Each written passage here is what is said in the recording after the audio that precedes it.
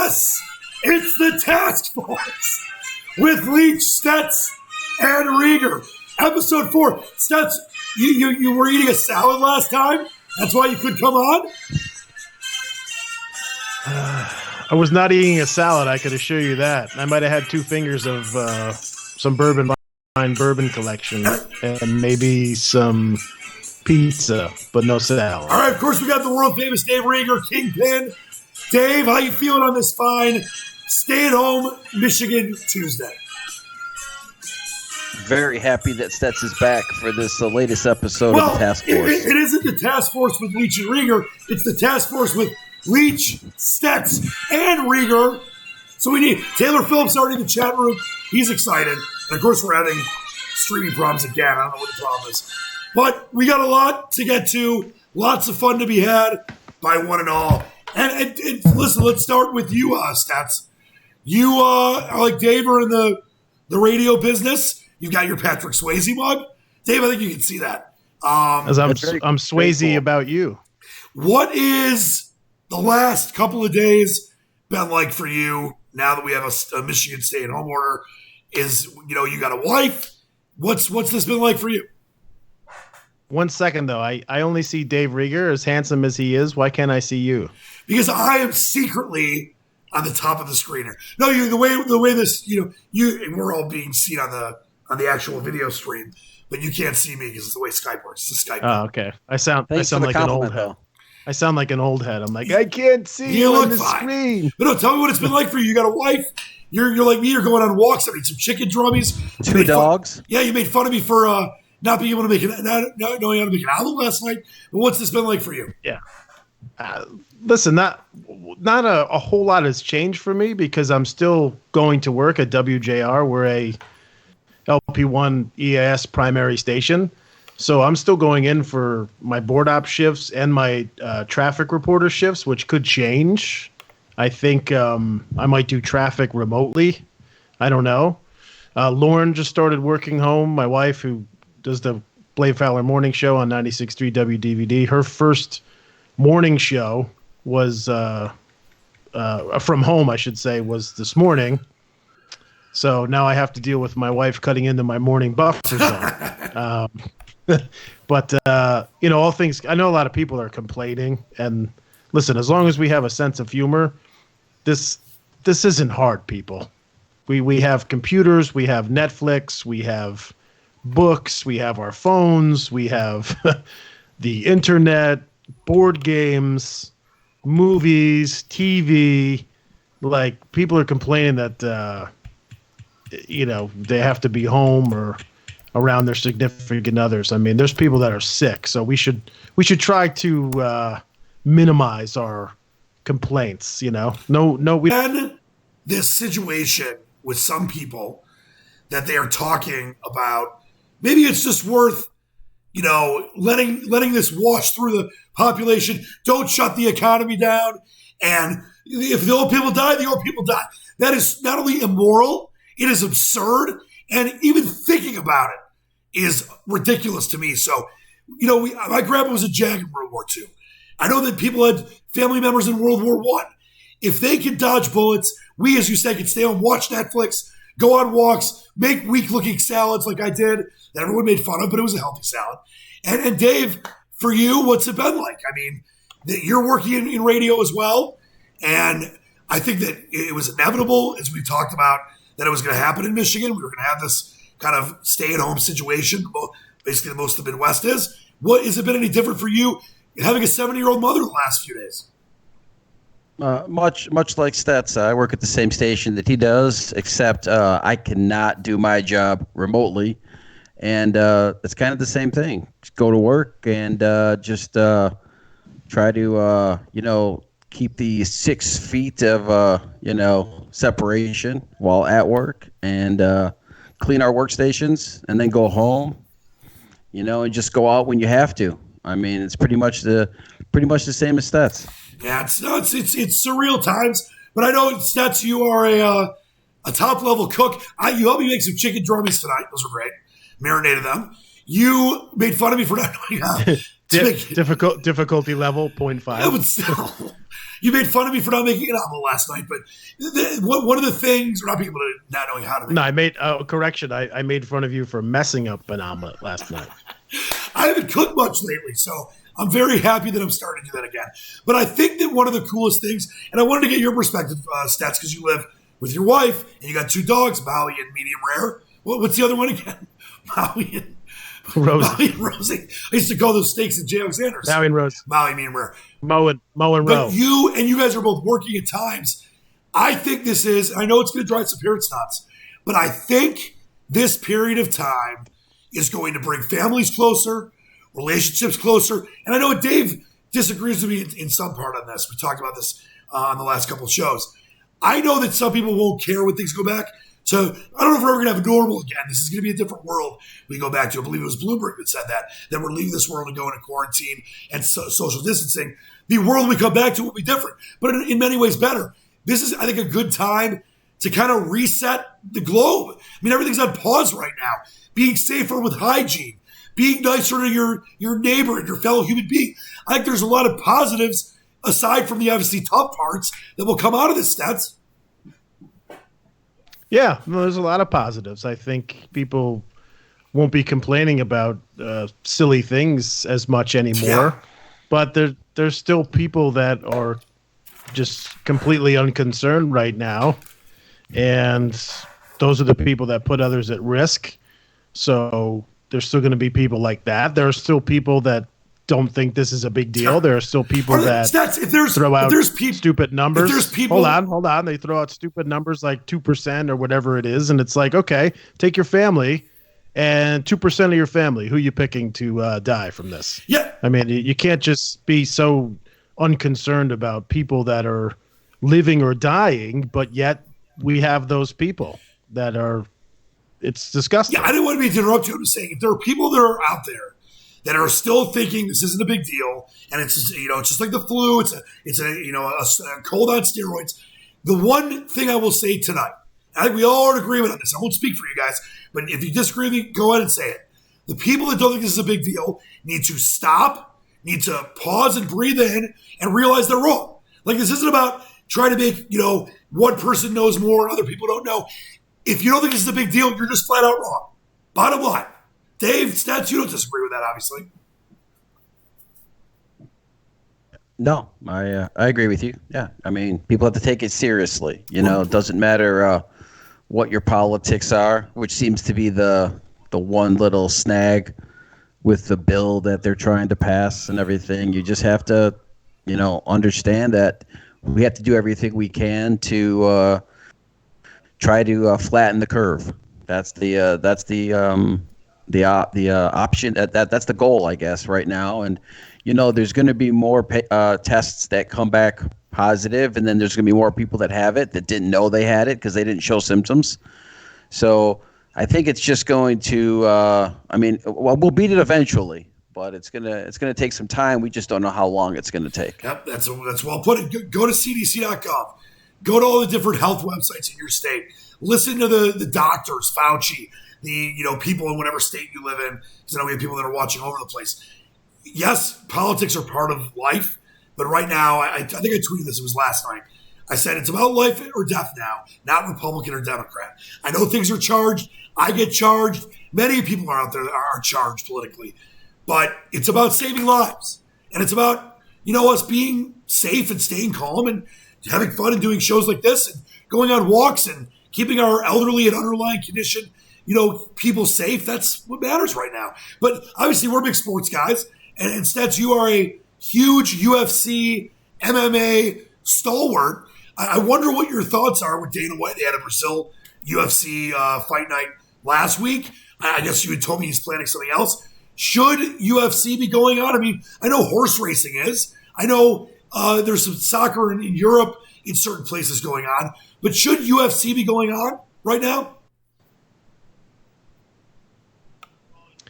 Well, it's not going on right now. The last event was UFC Brazil, which was in Brazil on March 14th, which was bad enough that the UFC continued that event with having fighters. Look, it was an empty arena, but you're having fighters traveling from all over to Brazil, not being tested. White was basically handed a microphone by Michael Eaves on Right. Sports Center, who didn't challenge him at all. And I had a back and forth with Eaves on Twitter. But that guy is just out of touch, and Dana White is out of touch, and he's pounding the drum right now that he's going to have Khabib Nurmagomedov and Tony Ferguson, which is one of the most highly touted fights that they've been trying to put together for years. It's had several instances where it didn't get made, whether it be an injury or what have you, that the fight didn't happen, and people want to see this fight. It's one of the most highly anticipated fights to put on in the lightweight division, and it's supposed to be April 18th. And Dana White is saying he's going to have it go on, which to me it's just negligence. It's malfeasance. It's a lack. It's just total ineptitude. It's a lack of. It's morally reprehensible is what it is, and there's just a complete lack of care for the health and safety of the fighters, of those who work for the promotion. You have people who have to travel. You have corners. You have officiating. All these people the testing is still not where it needs to be for the average U.S. citizen. The numbers, we haven't even seen the worst. People think, like, not to get off the topic of what you asked, but people think like, oh, it's just going to get better. No, we have not yet seen the worst of it. And so for Dana to say he's going to put on an event and put more fighters at risk, I can't tell you in any uncertain terms how much against that I am. And every other league has been put on hold. Like, we need to let this thing run its course. People need to be safe.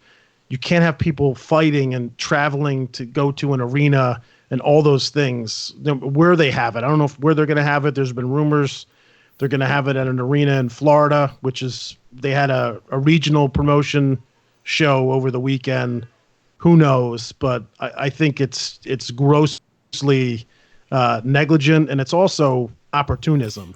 The UFC were very much trying to operate like carpetbaggers because they didn't shut it down completely until the government said, no more large crowds, none of that. So they waited. They didn't, you saw the NBA, swift action, NHL, swift action, MLB, swift action, MLS, swift action, tennis, NCAA, all through the list. They all took action. The UFC kept trying to put on events. Why? Because they're trying to take opportunity to get the fights in front of the people because they're starved for sports.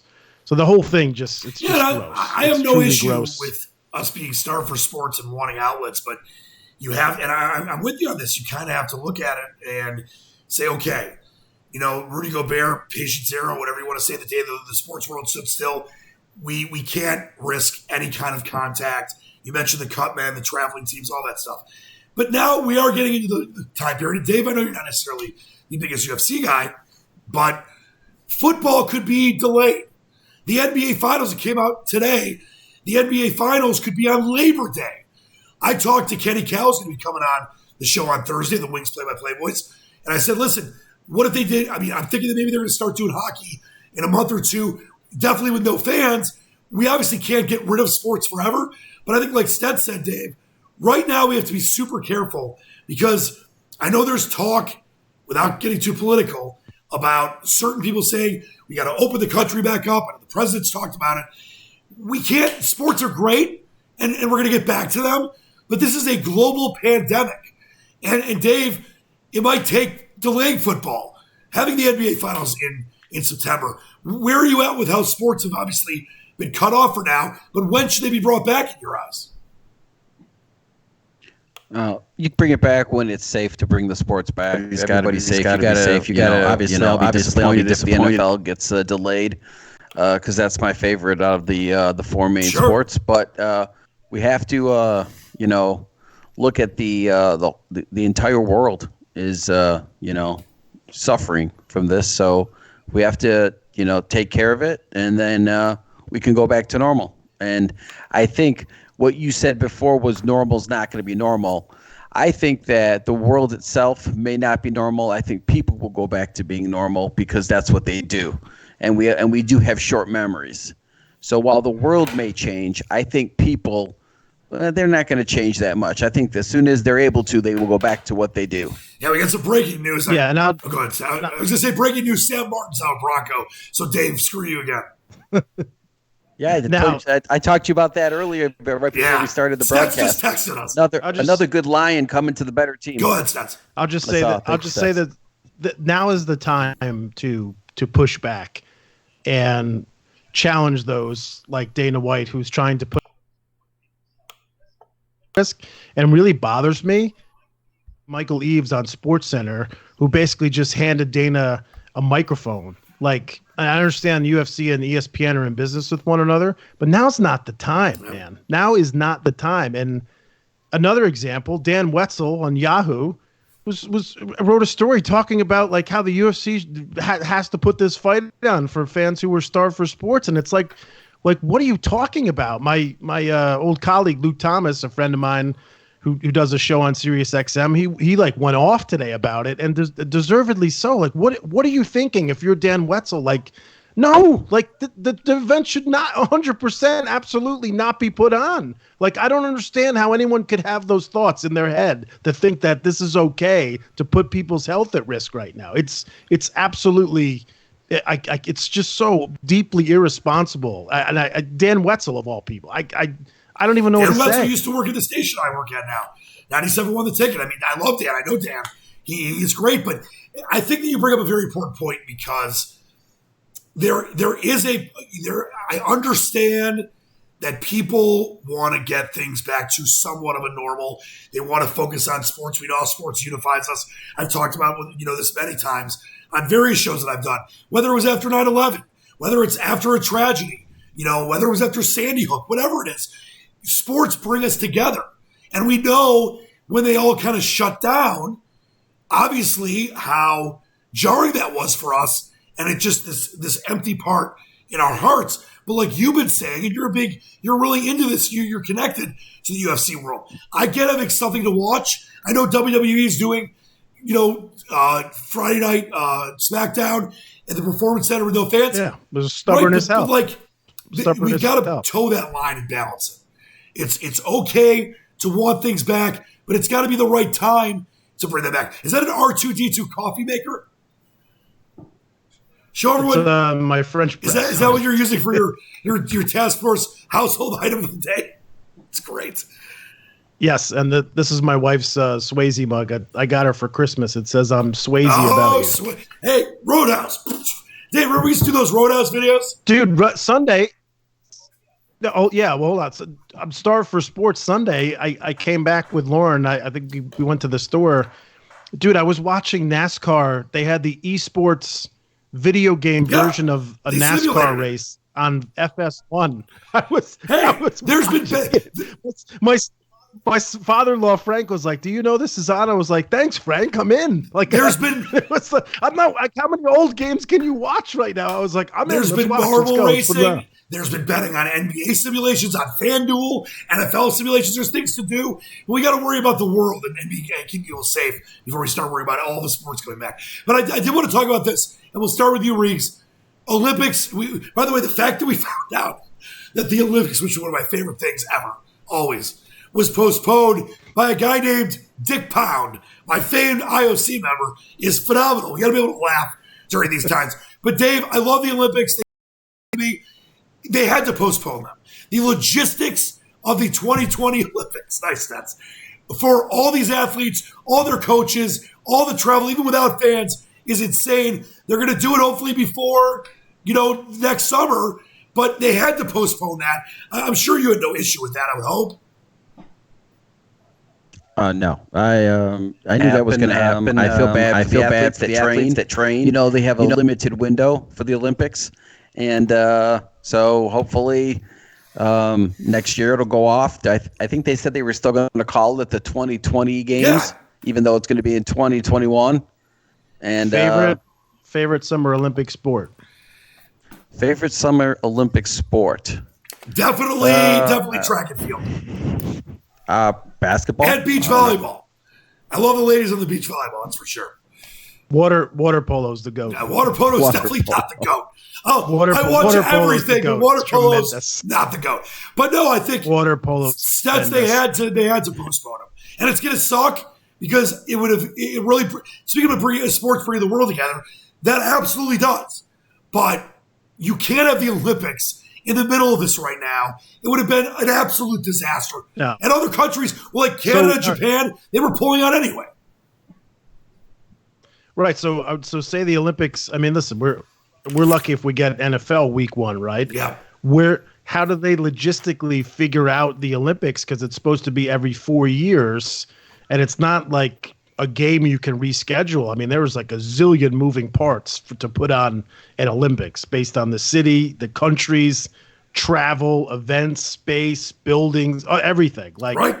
I don't even know how they'll be able to all the infrastructure. Like it's crazy how they would try to. Do they wait a year and then it's 3 years to the next games, or like how do they? You know what I mean? No, like, they're gonna still have the 2024 Olympics on schedule. But like you brought up, this is the thing: you have different qualifying events. You have things that count towards qualifying, whether it's World Championships in Winter and Summer Olympics. All this is going to do is make the next Olympics 3 years away instead of 4. But they can't start pushing all the Olympics. So the 2020 games they said are going to be before 20. No, that's what I'm saying. Like it's a shorter turnaround because like they had a short turnaround when they went from when they split the events. Remember they used to do winter summer every 4 years. Then they split it. They staggered it so they're still 4 years apart, but they're every 2 is a different Olympics. Yeah. So yes, the winter. It's a lot to work out. Winter Olympics still will be in 2022, but yeah, it's crazy. I'm glad. It was going to happen. There was no way they were going to be able not to, much like we knew March Madness was going to get canceled. But it's devastating because I love the Olympics. Whether it's like Dave said, basketball, I love the track and field stuff. Usain Bolt, Michael Johnson, Carl Lewis. Obviously, they were adding, Leach. Golf is now part of the Olympics. They were adding 3-on-3 basketball. I watched, and it was in Japan, so I was going to be up all night like I watched the Australian Open. It's tough. I'm changing mine to golf. Go! I'm changing mine to golf. All right, so before judo, I love judo, golf, fencing. Before we get involved, I'm talking sports with the Dan Leach one-on-one that Stets will be part of. And if you have any questions, get it on the chat. Taylor Phillips, others are watching.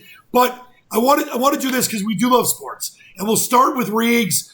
No order. You don't need an order at all because I don't want. You don't have to do like your number one. But without sports right now, I've been thinking a lot about these just great sports moments in our lives. It's the Task Force Top 3. What are your 3 greatest sports moments, Dave? And you don't have to have been at the event, but if you were, that's great too. Top 3. Obviously, you got to go with the Elway helicopter play in the Super Bowl, of course, your Broncos against Green Bay. That was fantastic. The Tiger Woods chip in at the par 3 against Chris DeMarco at the Masters. All right. And Vern Lundquist's call was incredible.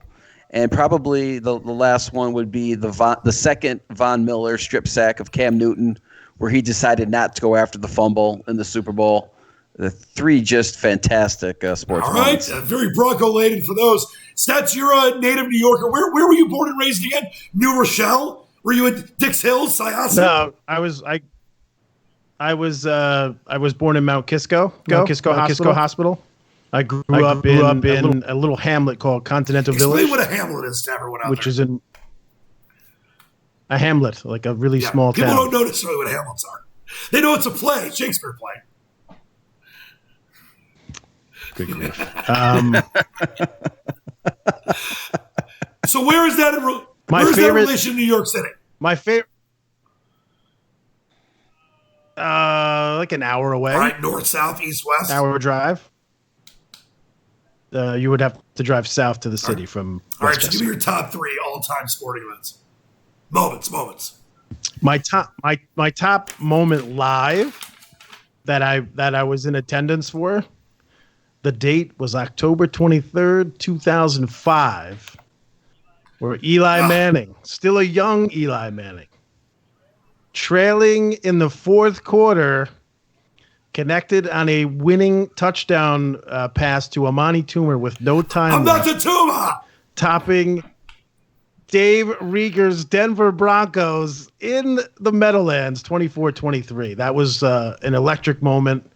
But obviously, Super Bowl 42, the helmet catch, the Giants toppling the undefeated Patriots. That was an amazing moment.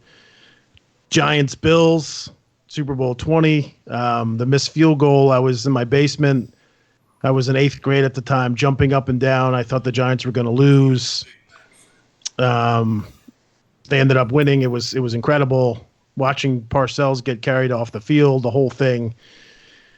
That was amazing. I think you've already given you're done. Amazing. You're 3.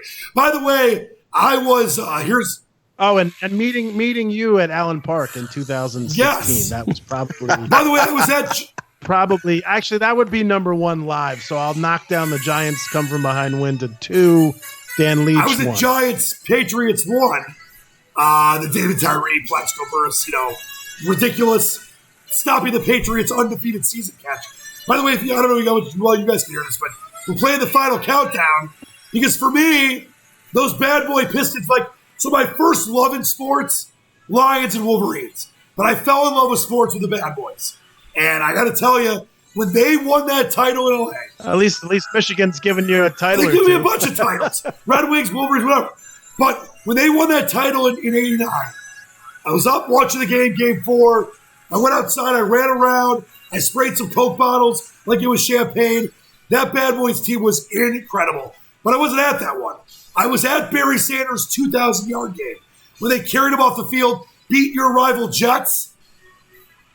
2,000 yards in one game? That's a hell of a game. He had 500 in the first quarter, 600 in the second, and 900 in the second half. Was this a Madden game? But I was at that game. Listen, if you guys remember, there was noise penalties back then. And the Lions fans, we got 2 noise penalties against Neil O'Donnell and the Jets. Lions had to win to go to the playoffs. They carried him off the field. It was incredible.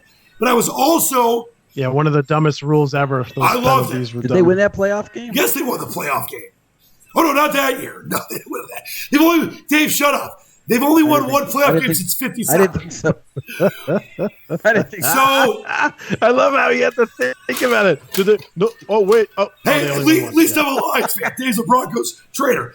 But then I was at the Rose Bowl in 1998, January 98. Saw Michigan with Brian Greasy win a national championship. That was incredible. But then, for me, I think that the moment when my dad let me stay up in 1989 to watch Michigan beat Seton Hall in overtime. I believe it was in Seattle, if I'm not mistaken. Seattle or Denver? Yeah, Seattle. Win the national title with Romeo Robinson's super cold as a cucumber double free throw. I was 10 years old or 11 years old. My dad let me stay up late, watch it with him. It was sick.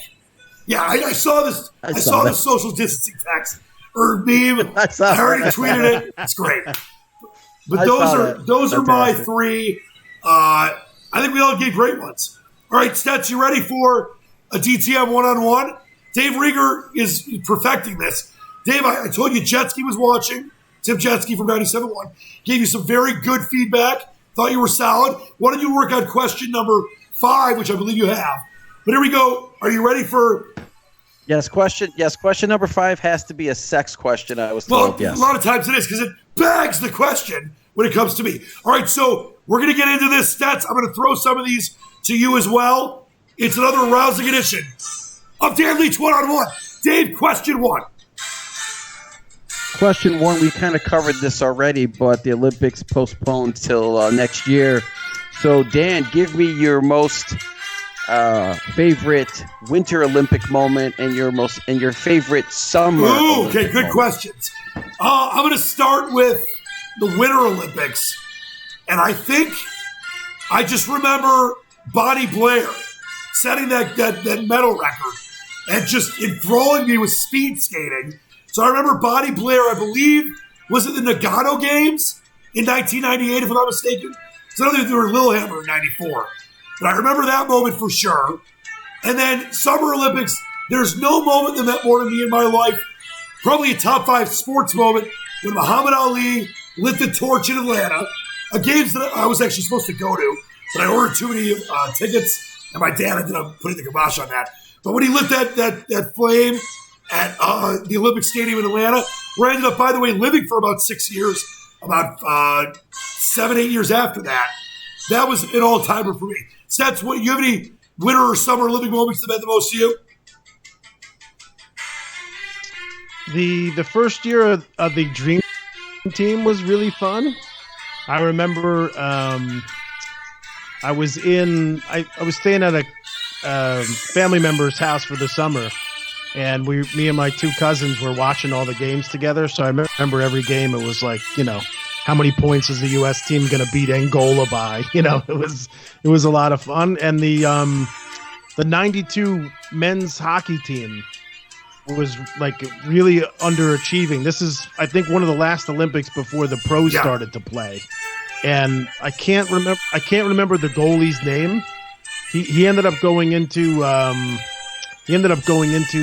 NHL at some point, but he was a few games where he was like standing on his head. But I think, I don't even think they got the bronze. I think they finished like fourth, but there was like a ton of like close games in the consolation round and the first round. And I just remember like really being into that team. I like the idea of, like, I'm kind of contradicting myself. You are the I'm grammar saying king. how much I love the amateurs. Yet I like the Dream Team basketball, but ultimately I do really prefer, see amateur players play on the world's biggest stage in the Olympics. I do like that. So that 92 team always comes another to one mind. that I remember was Carl Lewis winning his goals. I was a huge Carl Lewis guy back in 84 and 88. All right, Dave, question number 2. Question number 2. A couple days ago, the Los Angeles Rams unveiled their new logo, and today the Chargers came out with their new logo. So I ask you, Dan Leach, your favorite NFL logo and your favorite Detroit Lions logo over the past however many logos they've had in their I'll give you another one because the Lions obviously is my favorite. But for me, it was my Lions' favorite logo was the Barry Sanders era. Back with that classic gray helmet. And the new line's fine, but it's not like it used to be. So my favorite one was definitely the classic, like 70s, 80s Lions logo on the helmet. But by the way, the Chargers logo is okay. The Rams logo is stupid. I mean, the Ram itself it's all right. But the like half circle, like we're gonna try to finish this circle, but we're not, with the LA through it, is super stupid.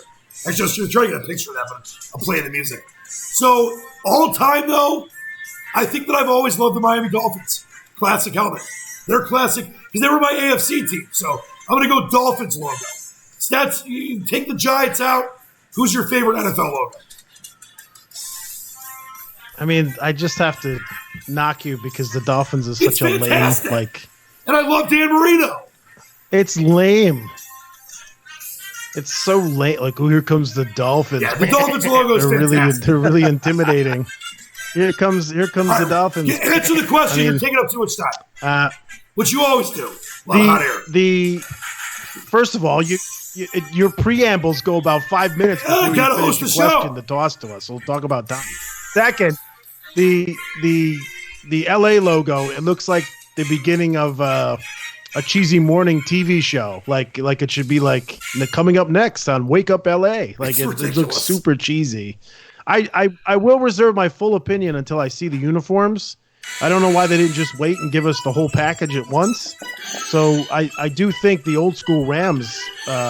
I'm talking before the Marshall Faulk, Kurt Warner years. The old school Rams uniform was one of the best helmets and best looks in all the NFL. I thought they should have just flipped the page and went back to the old school. I'll give you one more. The old powder blue Chargers.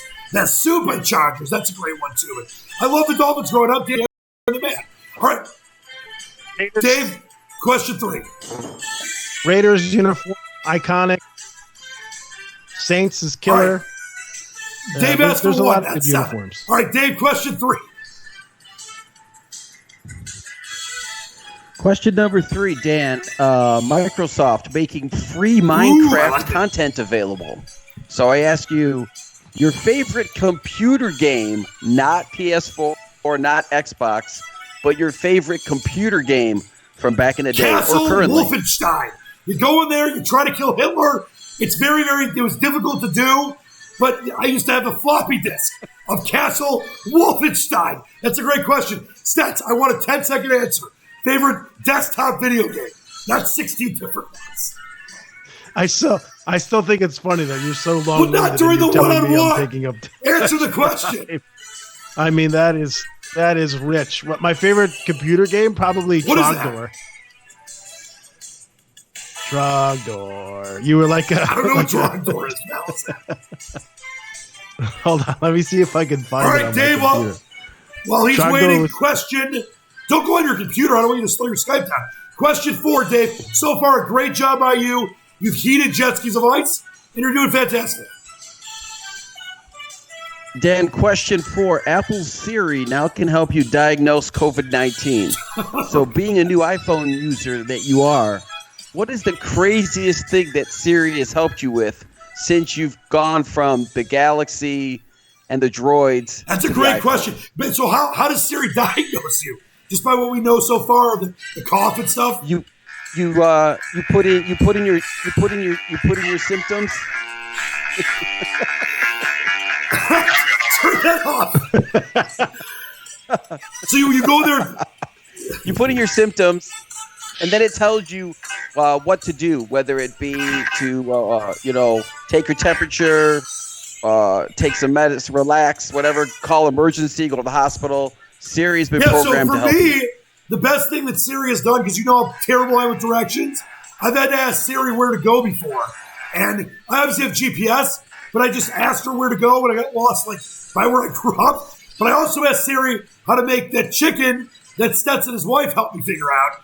And she gave me a couple of good ideas. Siri is, what does Google have? Cortana? No, Google. Or no, I'm sorry, Droids. We had is, something similar. Siri's fun. Watch. Siri. All right, Stets for... Hold on. Yeah. It's working real well. Siri. Really doing a great job. I'm like, hold on. Shh. Wait. Siri, tell me a joke. I don't often tell Dad jokes, but when I do, he usually laughs. All right, here's my So favorite if you're one. ever lonely, just ask Siri to tell you. Hey Siri, open. Wait a minute. How do I do it again? Hey Siri, why isn't it working? Oh, here. Hey Siri. Nope. Hey Siri. Not off the rails.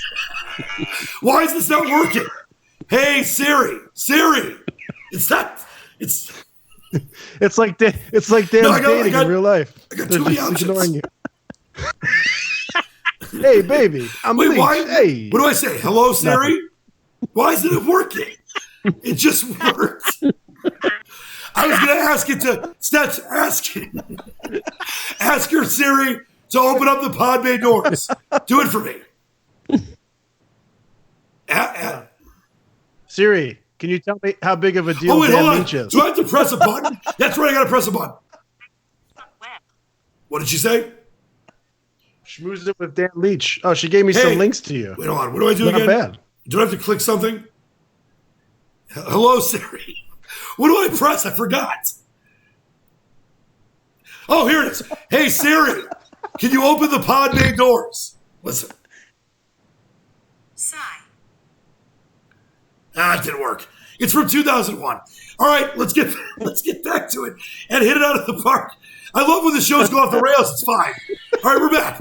Let's hit it out of the park, as we always do with question number 5. All right, number 5 by the great Tim Jetsky. This had to be a sex question. So, Dan, sex doll companies are trying to cash in on the coronavirus. Dan, will you order one? And if so, will you be worried about the coronavirus? The companies say that these are perfectly safe. Okay, first off, who has said that I haven't already ordered one? And 2, absolutely. Like, there's nothing wrong if you got a social distance. I don't have a girlfriend right now. Stets has a wife. Dave, we're single ourselves. If you can have a girl robot, just keep it at home, keep it clean. There's nothing wrong with that. So I might already have one on the way. They are kind of pricey, so I don't have the money to spend on those right now. Someone might have gifted me one, but if it's antibacterial, keeps you safe, and you can, have your fun, everything's good with that. Stets, I know you used to be a huge sex robot guy before you met Lauren. If you were single now, would you get an antibacterial sex robot? Would you have bought one already? I am afraid of dolls. All dolls? So no, the real doll, this freaks me out. Having a real doll would freak me out. Just they're too lifelike looking. Yeah, the dolls creep me out. That's one of my weird phobias. Like if I see someone that has like a doll collection in their house, I'm my guess is that Chucky, the Chucky movies, Child's Play, destroyed you as a kid. They freaked me out too, but there was some good nudity in those. More so. Yes, it's always gratuitous nudity in an 80s horror film. More so the movie Dolls itself. The puppet masters were pretty freaky. Chucky was more like tongue-in-cheek, kind of fun. Wasn't super creepy, but the movie Dolls, if you haven't seen it, a classic. And I think there's like 6 or 7 puppet masters. Those I don't think I ever never saw disappoint. Dolls, but it sounds pretty bad to me. Dave, excellent job on the DTM One-On-One, even though Stets took 5 hours to answer. All right, we got a couple things left before we go, and I wanted to start with this, and start with you, Stets. When you look at kind of where we're at in this state, do you think this is something that's going to be going on for a long time? Like, a lot of people have been asking me, Leach, how long do you think it's going to last? Weeks, months, whatever. Like, do you think that we are in this? Because there's obviously people that feel different ways on one hand and the other. How long do you think we're going to be at a similar level to where we're at right now when it comes to staying at home? I mean, it's 3 weeks for now. Do you think it's going to be much longer than that?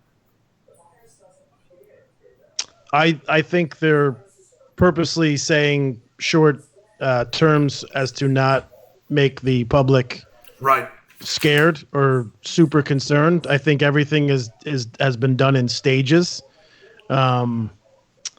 I think it's going to be a long time. I felt that way a couple weeks ago. The writing was on the wall. If you paid attention, if you have common sense and basic reading comprehension, and you listen to the, I am being nice. If you listen to the epidemiologists and the health experts and look at the numbers and the fact that we don't have enough tests, that the healthcare systems are already getting overloaded. I mean, Beaumont Health, there's eight Beaumont hospitals in Oakland and Wayne County, and they are all pretty much at max capacity. My friend's the air doc. He said that it's really bad when he's in ICUs. I think this could go on into the fall. I think, and it could be longer. I think people are fooling stupid people that are not listening, that are making things worse. And you have the numbers haven't spiked yet, so they're going to spike again. Healthcare is going to get overwhelmed. Sadly, I hate to say this, but a lot more people are going to die. Yeah. Stay safe, but I think this is going to go on. Like we're in this for several years. Months. Yeah, Dave. Dave, when you think about the how this could end up being for. Obviously, people like you, me, and Stets that work in media here. Obviously, for your mother who works at a synagogue locally. My dad is a doctor. I know you and I talk about this all the time, and so do me and Stets. I think, before I let you answer, I think this is going to be months. I think sports might be gone for a while. And I think it's all about keeping the people safe. And I said this earlier. Anyone that thinks, this isn't serious, with all due respect, you're wrong. And it's not like, I feel this way about policy. I feel that way about policy. I'm a Dem. I'm a Republican. You're wrong. This is completely serious. And then on the other side, I think it's very important to look at it like this, where, we need to not even think some of this kind of gurgling beneath the surface by some lieutenant governor of Texas and some others that are saying, you know what, let the old people die if they will, and let's turn the economy back on. That's crazy talk. It's immoral, and it's not American or humanity. Yeah. They want to protect their bottom dollar, Yes. and they don't want the redistribution of wealth to people who need it. They want to keep all their money and not lose in the market. And that's not important right now. It's disgusting. All right, so Dave, when you think about this, where are you at with how long you think this could go on, and just kind of how you're just taking this right now?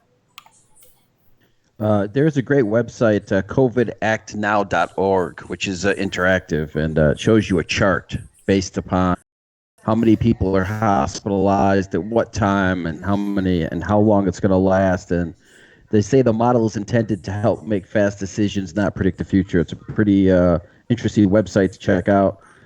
I think that I don't know is the only honest answer I can give. I don't know how long it's going to last.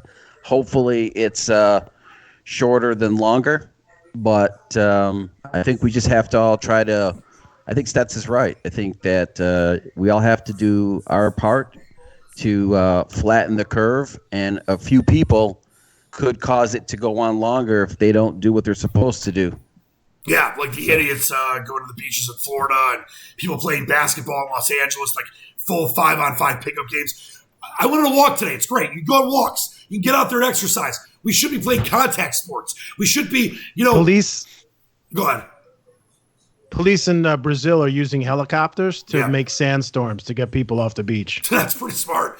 It's just like, listen, I'm all for it. Go bring the blades down on the people in the Florida beaches. I go back to, be nice. I go back to something I said earlier and I've been saying for a while. If our grandparents can dodge bullets, stop that. This is serious. Can dodge bullets and risk their lives, the greatest generation. If they can do that, we can stay inside for a few weeks or months. We can social distance. We can find ways to be creative and, do things to get the economy continuing to go, but at the same time, be safe and protect human beings. Like I said, it's not about Republican or Democrat or France or Germany or, stock market up or down. It's about life or death. And we've got to focus on that right now. It's very important. So that's kind of what I wanted to leave. Plenty of things to do to pass the time. Yeah, like cook out. Home improvement projects, read books, get some landscape yard work done, clean up your house, spring cleaning, read a book. There's plenty of things you can do while you're home. This is not hard to do. Absolutely. All right. So now, as we do every show, and we'll let Stets, because he was silent. I think he was going. I think he was gardening last show. He was very busy night gardening. What is your interesting and wacky item from home? And don't shake your head that you don't have one. I told you this earlier. I was showing it before. I might as well. It's right on my desk. This here is a school. You hit the little punchers. Where did you get it? That's a Star Wars guy. It's a pen. No, it's just it's a camel. I got this in the airport in Abu Dhabi when I called the fights there in 2015. I usually try to get some souvenirs for myself wherever I go. So I got this.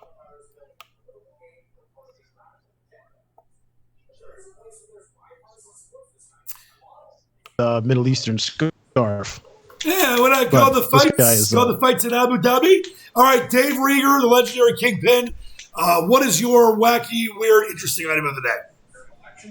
Well, remember last episode I had the Denver Broncos Miles foam head. So this week you told me instead of bringing out the wacky item, I had to come up with the wacky news story. Yes.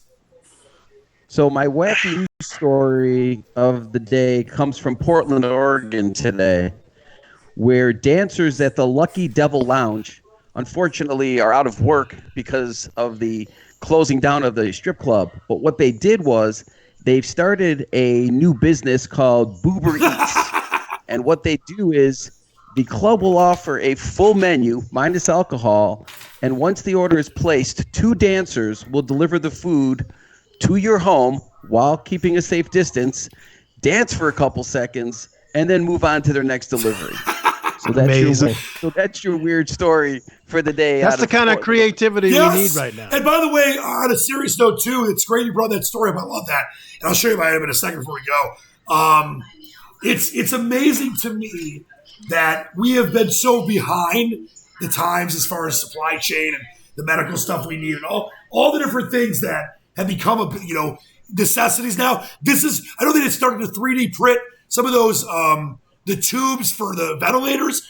This is going to be such a great period of innovation that we're going to be in a much better spot in the world after we get through this. Here's mine, by the way. It's from last year. I was doing a remote at Comerica Park before a Tigers game, and he's now Smokey the Bear. He is Smokey 50 years. Strikeout Wildfires. And I guess it's not like there's like another PC thing. Like it's no longer Smokey the Bear, it's Smokey Bear, and it's Strikeout Wildfires. Wildfires, not like put him out. But he was there. I got a picture with him. It was a very emotional moment. So there's my wacky random item of the day. Parting shots, Stets. It's great to have you back. We missed you, even though you were being very controlling last time. No, we love you. What are your parting shots for the day? Parting shots. Catch up on things you wanted to catch up on now while you're home. Find interesting things to do. Yes. Talk with one another. Read a book. Catch up on some shows. Listen to the radio. Watch the Task Force. Enjoy the time. And listen, I'm not making light of people that are out of work, or I'm saying, if you're lucky enough and you can work from home, or you're getting benefits or unemployment, or, just keep the faith, stay positive that they're going to work this bill out so that funds can get brought to people who need it, families who need it.